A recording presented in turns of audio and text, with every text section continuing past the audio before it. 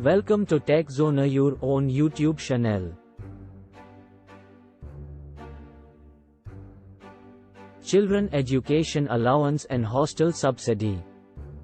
As per Government Order Number 473F of 2019 dated, the 28th of November 2019, sanction is hereby accorded to the grant of Children Education Allowance and Hostel Subsidy in favor of employees of Union Territory of Jammu and Kashmir at par with the central government employees.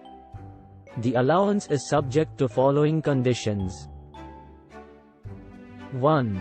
The reimbursement of Children Education Allowance, Hostel Subsidy can be claimed only for the two eldest surviving children, with the exception in case the second childbirth results in twins, multiple birth.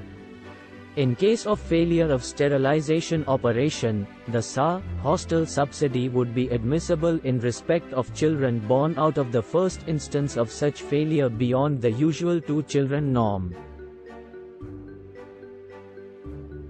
2. The amount for reimbursement of Children Education Allowance will be 2,250 rupees per month, fixed, per child. This amount of 2,250 rupees is fixed irrespective of the actual expenses incurred by the government servant.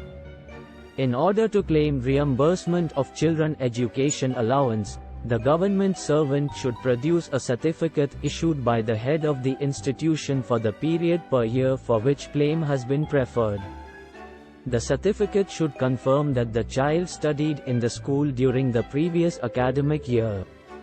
In case such certificate cannot be obtained, self-attested copy of the report card or self-attested fee receipts, including receipts, confirming, indicating that the fee deposited for the entire academic year can be produced as a supporting document to claim Children Education Allowance. The period per year means academic year, i.e., 12 months of complete academic session. 3. The amount of ceiling of hostel subsidy is 6,750 rupees per month. In order to claim reimbursement of hostel subsidy for an academic year, a similar certificate from the head of institution confirming that the child studied in the school will suffice, with additional requirement that the certificate should mention the amount of expenditure incurred by the government servant towards lodging and boarding in the residential complex. In case such certificate cannot be obtained, self-attested copy of the report card and original fee receipts, receipts which should indicate the amount of expenditure incurred by the government servant towards lodging and boarding in the residential complex can be produced for claiming hostel subsidy. The expenditure on boarding and lodging or the ceiling of 6,750 rupees as mentioned above, whichever is lower, shall be paid to the employee as hostel subsidy. The period per year will mean the same as explained above in clause 2 of this para. 4.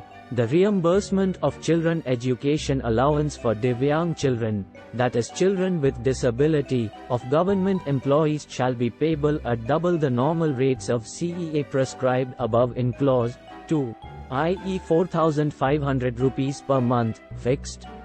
5. The above rates, ceiling would be automatically raised by 25% every time the dearness allowance on the revised pay structure goes up by 50%. 6. The hostel subsidy and Children Education Allowance can be claimed concurrently. 7.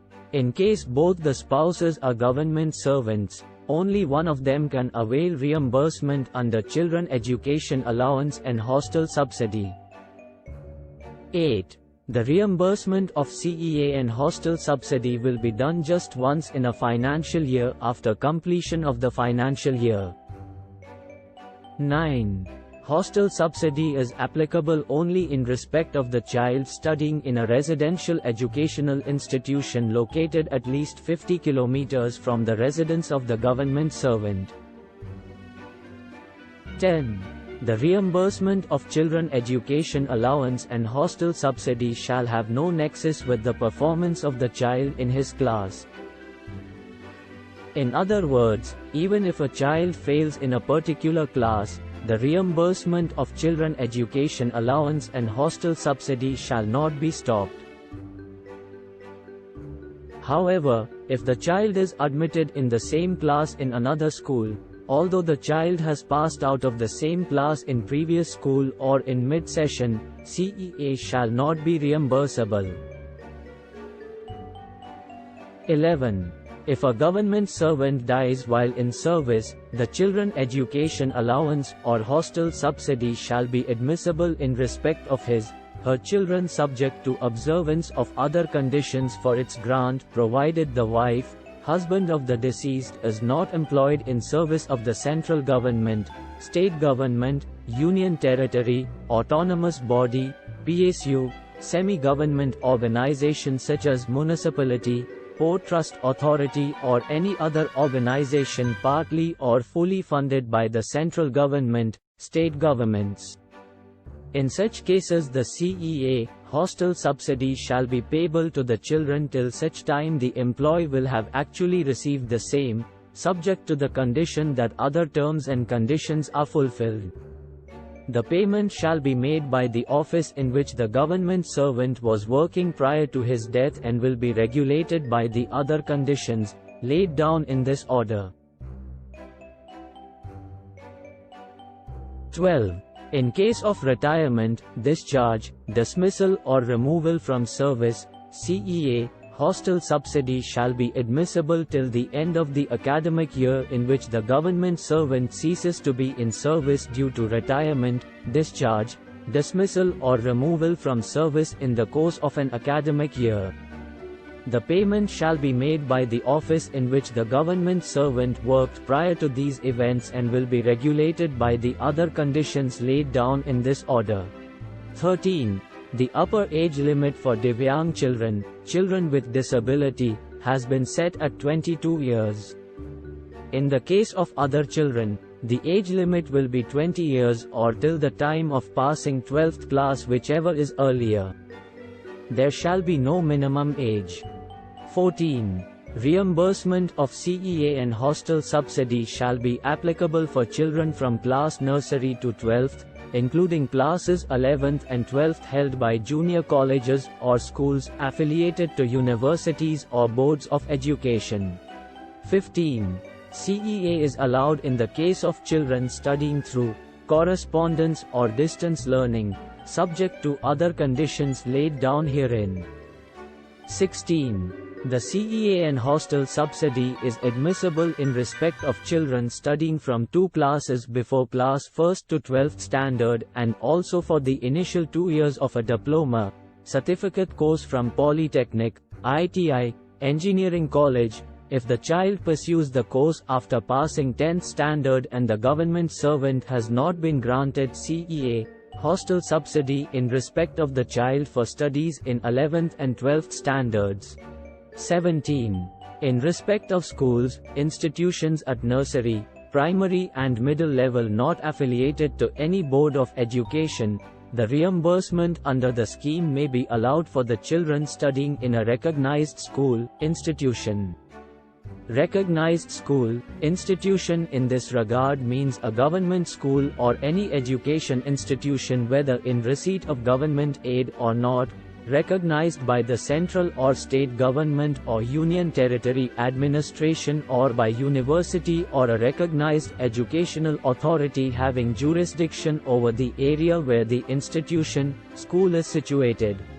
18. In case of a Divyang child, children with disability, studying in an institution that is aided or approved by the central, state government or UT administration or whose fees are approved by any of these authorities, the children education allowance paid by the government servant shall be reimbursed irrespective of whether the institution is recognized or not.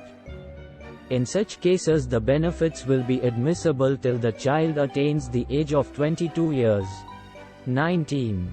The children education allowance or hostel subsidy shall be admissible to a government servant while he/she is on duty or is under suspension or is on leave, including extraordinary leave. Provided that during any period which is treated as dies non, the government servant shall not be eligible for the CEA, hostel subsidy for that period. These above instructions would come into effect from the 31st of October 2019. Thanks for watching.